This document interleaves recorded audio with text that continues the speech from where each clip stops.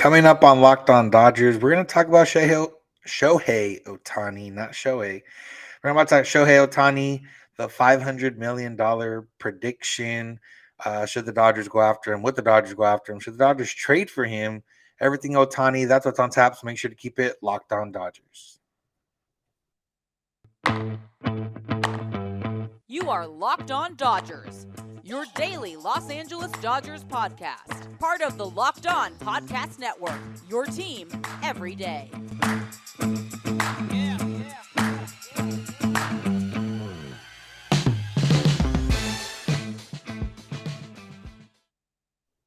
Yo, Dodger fans. Welcome to Locked On Dodgers. We are part of the Locked On Podcast Network, the number one local sports daily podcast network. Locked On, your team every day.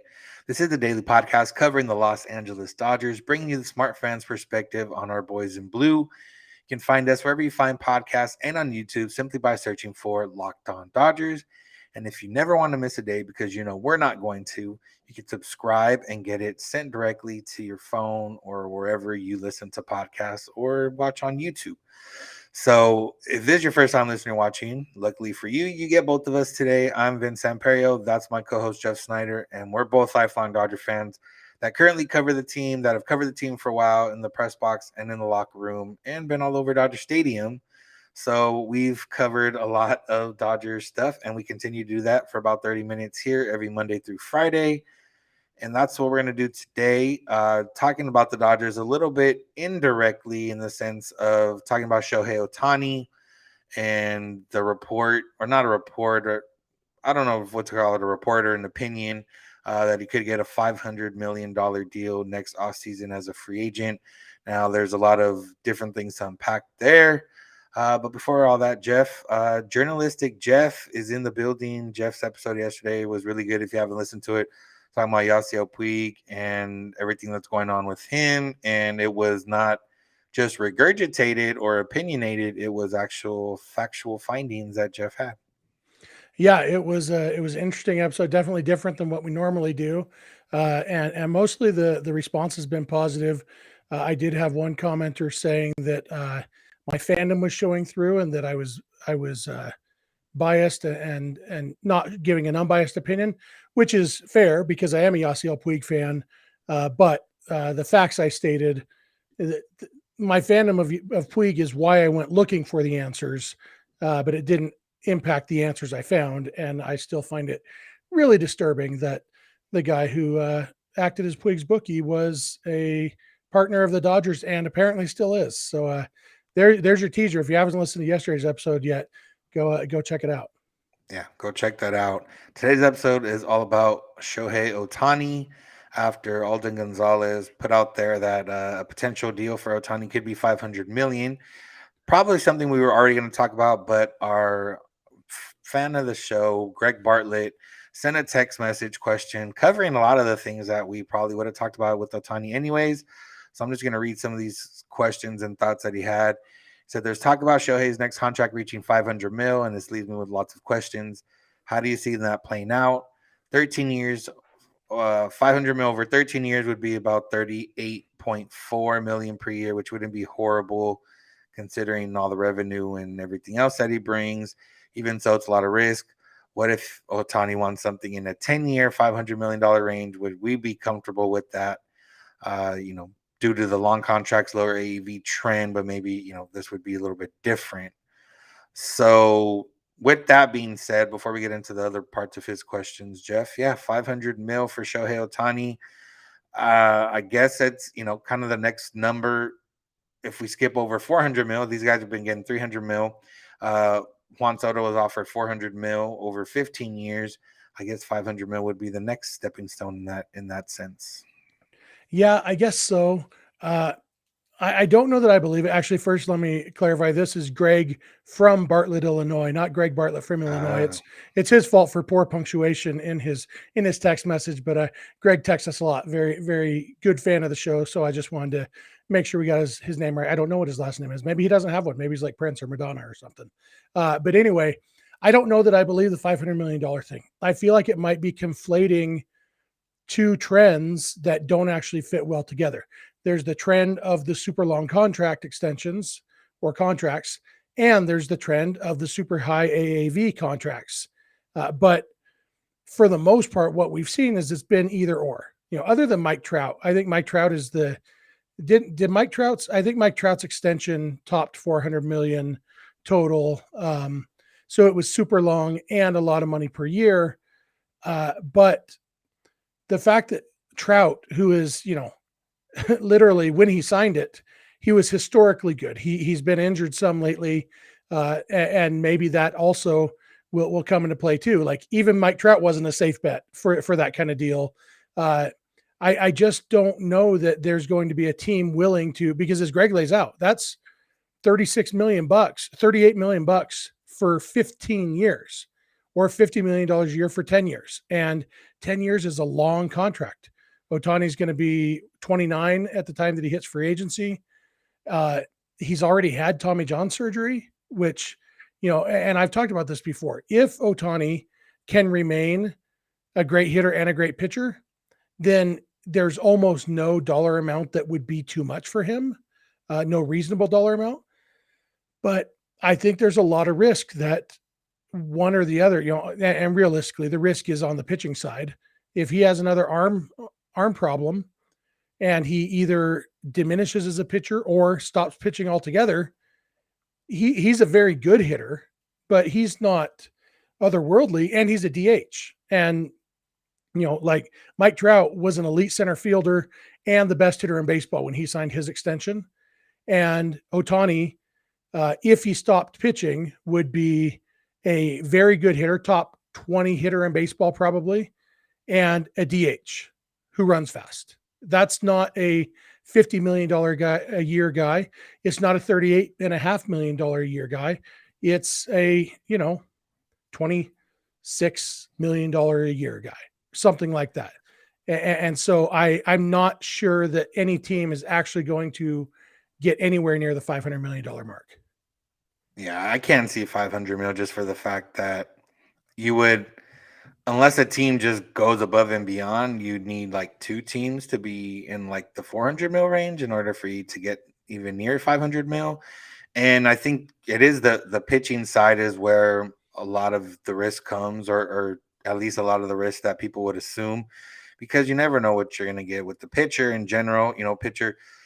I saw someone say, well, yeah, 250 mil as a hitter, 250 mil as a pitcher. Well, yeah, that's if you're getting the pitcher, but a lot of pitchers aren't getting 250 mil, especially these days. Steven Strasburg kind of, and guys like that have been hurt, that have struggled, kind of lost a little bit. Pitchers don't get that much. They'll get shorter term deals for big money, but not necessarily longer term deals, at least from what we've seen. And if they do get longer term deals, they're not as much money as we've seen with guys a little bit lower scale, like Kevin Gausman and guys of that nature.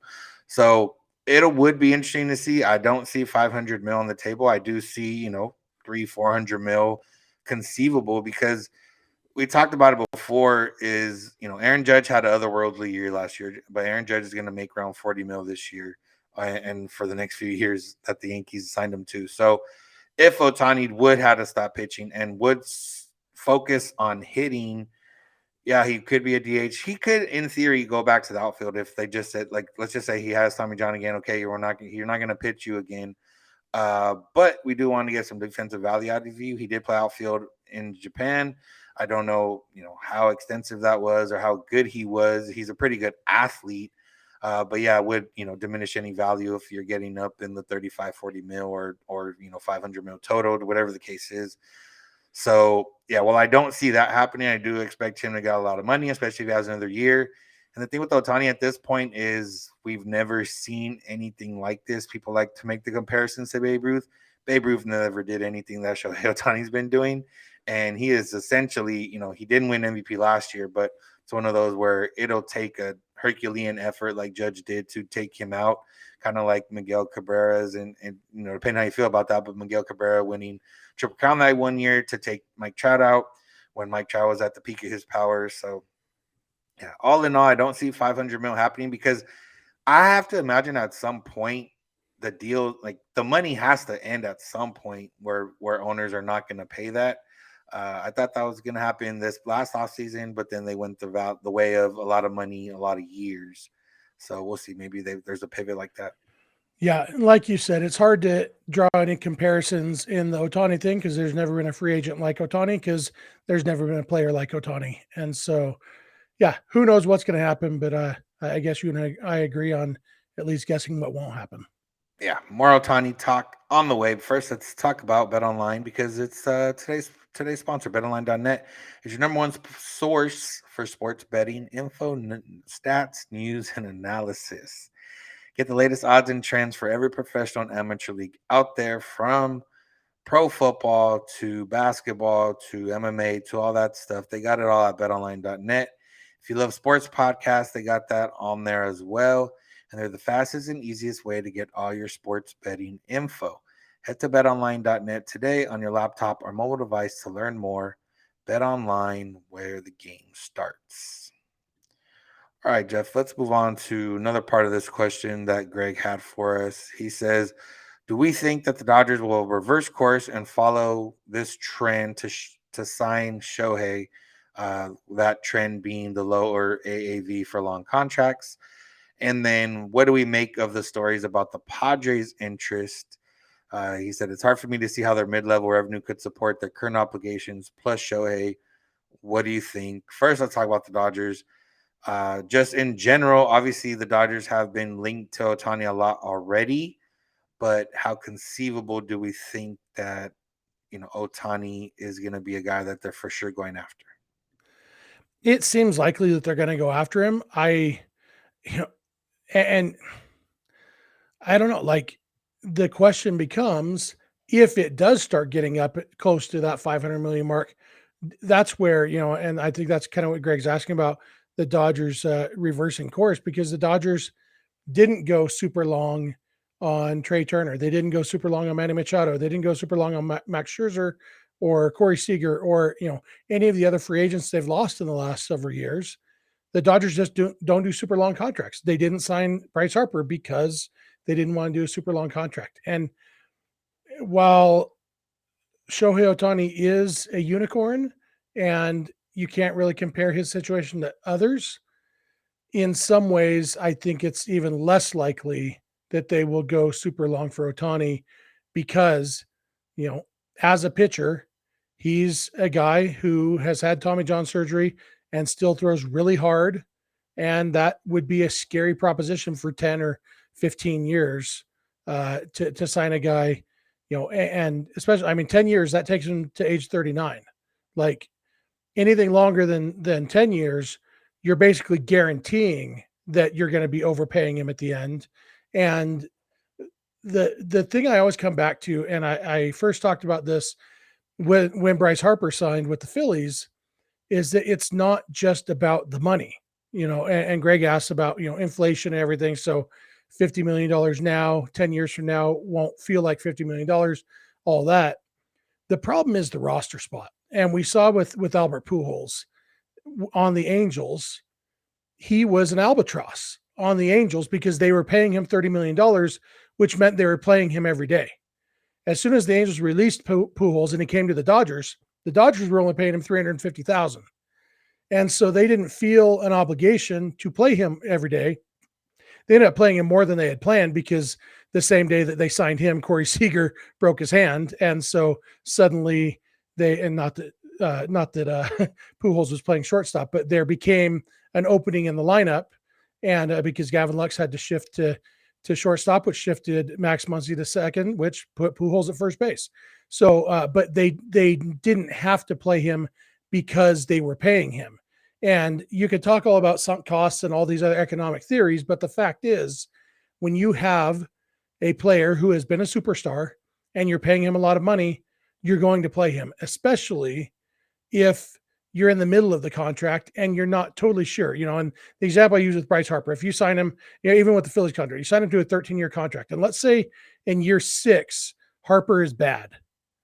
And the Phillies have to think, okay, what does this mean? Is he bad now? Should we just sunk cost, cut bait, cut him loose and eat the money? Well, no, they're not going to do that with 7 years left on the contract because of one bad season. So, okay, well, what about next year? Oh, he's a little better. Oh, he bounced back. He actually was okay the next year. Then he's bad again next year. It's going to take you several years to even realize a guy is bad. And so whereas Cody Bellinger was bad for 2 years, and so the Dodgers cut him because they could do that without eating any money. And you can't do that with the guy who you're paying a ton of money to. You almost have to give him a chance to come out of it.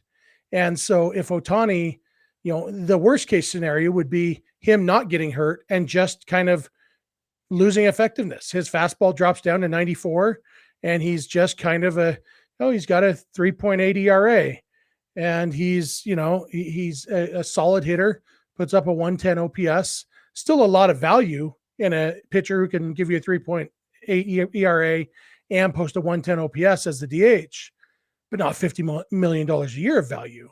And that's like, you can't just cut that loose. And so that's why I don't think, even for Ohtani, the Dodgers are going to go super long. And there was an article on Bleacher Report. A guy predicted the Dodgers signing Ohtani for 6 years and between, what do you say, 270 and 300 million. So it should be 45 to 50 million per year. I don't know if Ohtani would sign that. That feels more like a Dodgers kind of deal where, hey, we'll give you your 50 million bucks a year. You can say, I am the first $50 million a year guy. We're only going to do it for 6 years though. And then if you want to hit the free agent market again at age 35, you can maybe get another 3-year deal at that point if you're still good. But I have a hard time seeing the Dodgers committing more than about 6 years, even to Shohei Ohtani. Yeah, and if like in theory they could go more years and the same money in the AAV drops if that's something Otani's interested in. Obviously, we don't know where these negotiations are going to be, where they're going to start at, how it's going to go, regardless of whatever it is. But the part of the question was about the Padres and how they factor into it. Apparently, it was reported that they would have interest in Ohtani. And Greg asked if they could afford that. Well, there's a few reasons why that would be possible, and one of those reasons is that Manny Machado is likely going to opt out after this year, and it's very possible that he signs somewhere else, and that the Padres would have a little bit of the money they already had earmarked for Machado to spend on Ohtani. We know that they began talks. Whether it was offered or not has been disputed, but there was talks of 10 years, $400 million for Aaron Judge, which would have been in addition to Xander Bogaerts, I'm pretty sure at that time, which was already in addition to Tatis and Machado, who, like I said, was maybe going to opt out. So maybe that's why they felt comfortable offering to Judge. So we know that they'd be comfortable putting that money out, but it's also probably might depend on this season. And if the Padres kind of flop this season or things don't quite work out the way they are or the way they want to, maybe they don't want to spend that money and they don't want to, maybe they'll realize that spending the money, yeah, it does help, but it doesn't always get you where you need to be. So on their end, I'm not going to put them out of anything because they've been in a lot of situations that they usually were never in before. And we don't know exactly how much, Seidler wants to spend or wants to get into. The Mets will be another one that'll be linked to Ohtani just based on Steve Cohen and based on the fact that they were already willing to play Carlos Correa. They don't end up having to or not having to pay him. They don't end up paying him because they don't sign him. So some of that money technically they had earmarked for him could go to Ohtani. But really, if it gets into a big money, there's really only a handful of teams, pretty much like every other big free agent. There's really only a handful of teams that could be in on that. So in the end, I don't know exactly where everything's going to go. But yeah, I do expect the Dodgers to be in it. I do expect the Padres to be in it. And I probably expect the Mets to be in it. I don't expect many other teams to be in it depending on the price. Yeah, and if you look at the Padres' financial obligations for 2024, it's actually not too bad, especially if Machado does opt out. He's due to make 32 million bucks, 30 million plus $2 million of a signing bonus. Juan Soto will probably make about 30 million in arbitration that year. And then they have Bogarts at 24.5 million, Joe Musgrove at 20 million, Nick Martinez at 16 million. And then Tatis actually is only making $11 million in 2024. His big money doesn't kick in until 2028.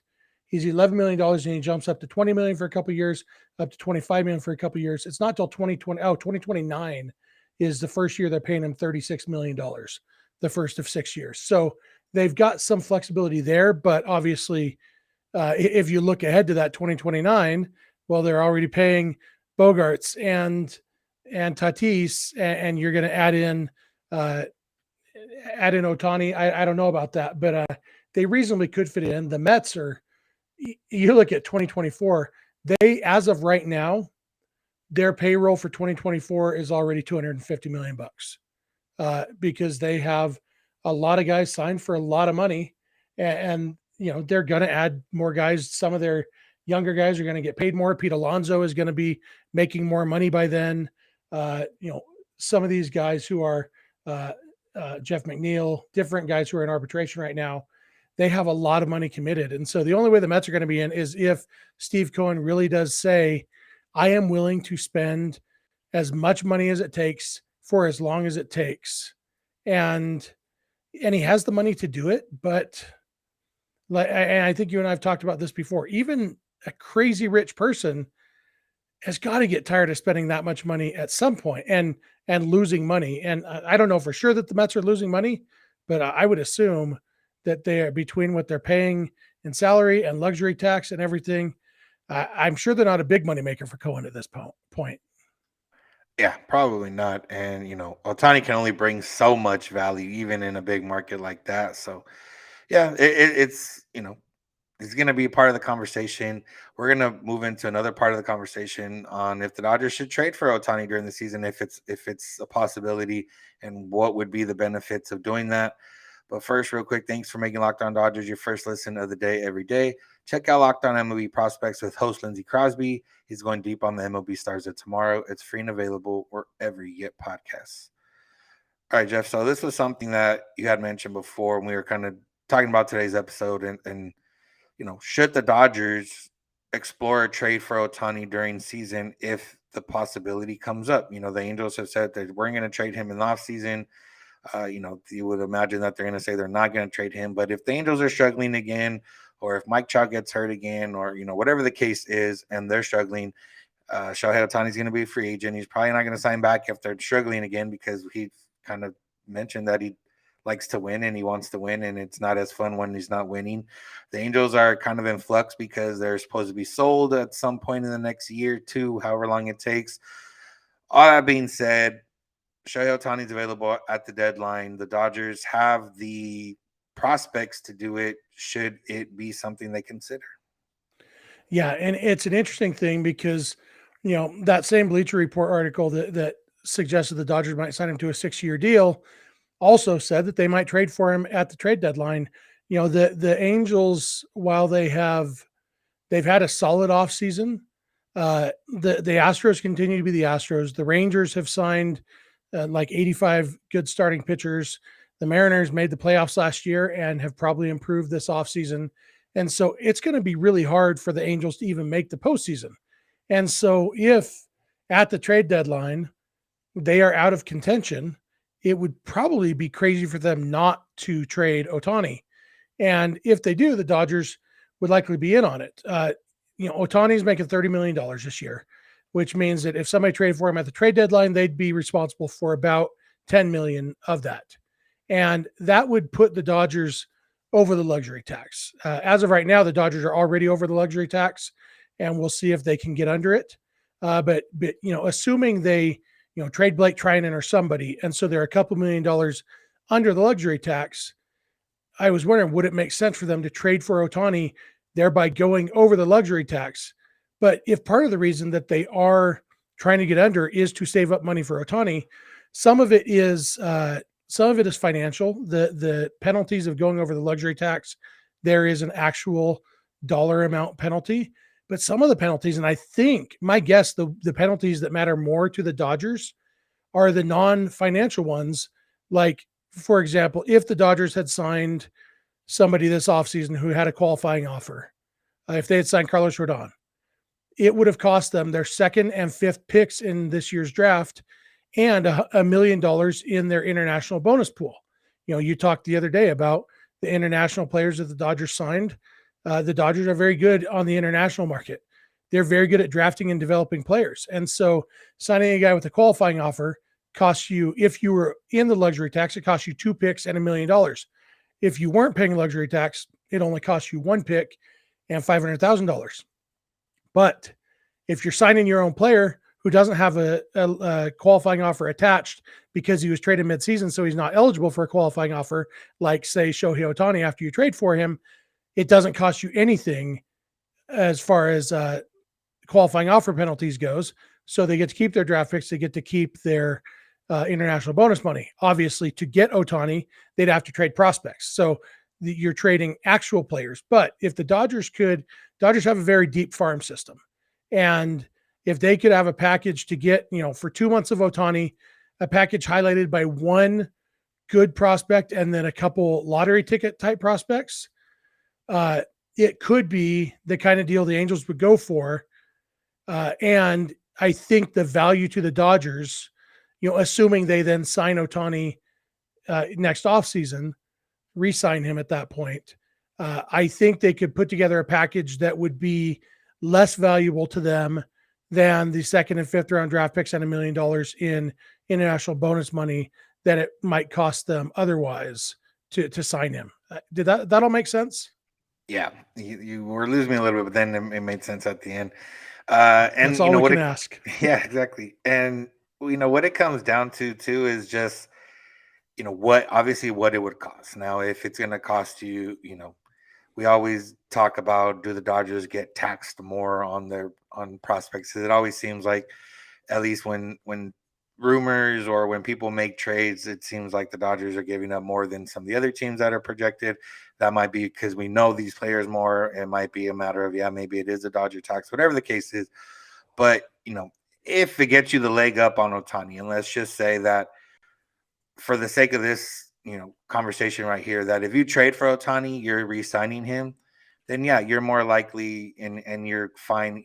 Bobby Miller opens up, Gavin Stone opens up, for the simple fact that if you're re-signing Ohtani, in theory, you're getting a number one, number two starter in your rotation for the next, 5-6 years, whatever the case is, which would how long, Bobby Miller and Gavin Stone would be in theory in your rotation on their rookie deal, that kind of stuff.